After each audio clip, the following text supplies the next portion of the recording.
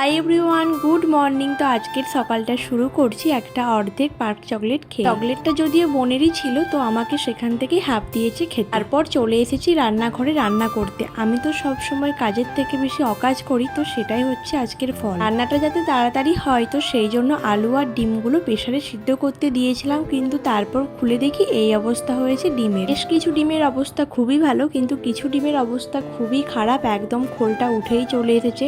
আর এই ডিমটার অবস্থা তো একদমই খারাপ, কেমন যেন একটা দেখতে লাগছে এই ডিমটা। দুপুরে খাওয়া দাওয়া করে বেরিয়ে পড়েছি আমার গন্তব্যস্থলের উদ্দেশ্যে। ভাইকে একটু কোলে নিয়ে আদর করে দিচ্ছি, কারণ অনেক দিন পর আবার দেখা হবে ওর সাথে।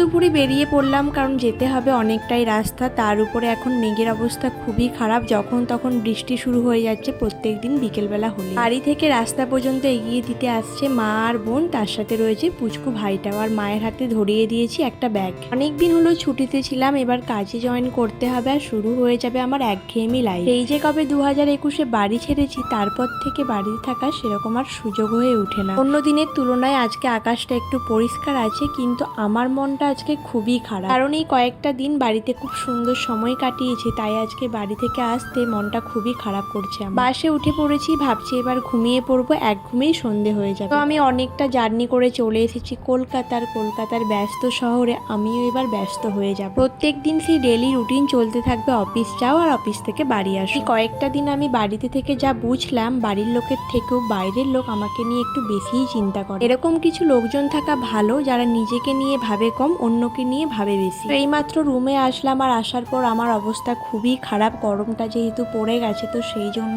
এতটা জার্নি করে আসতে আমার খুবই কষ্ট হয়ে গেছে। তো এখন যাব ফ্রেশ হতে। আজকে আমি এখানে আসবো বলে কাউকে বলিনি, সুচেতা গেছে অফিসে, তার আগেই আমি রুমে এসে বসে আছি। তো আসার পর কি রিয়াকশন থাকে সেটা তোমাদের সাথে শেয়ার করব, না জানিয়ে চলে এসেছি। সুচেতা অফিস থেকে চলে এসেছে, আর আসার পর সারপ্রাইজ একটু হয়েছে, কারণ একটু বুঝতে পেরেই গিয়েছিল, যেহেতু আমি বাসে আস্তে আস্তে ফোন তুলিনি। আমার এখানে আসার কথা ছিল, কিন্তু পরে বলেছিলাম যে আমি এখন যাব না, তো সেই জন্য ওর মনটা খুব খারাপ হয়ে গিয়েছিল, কারণ কয়েকদিনও একাই ছিল।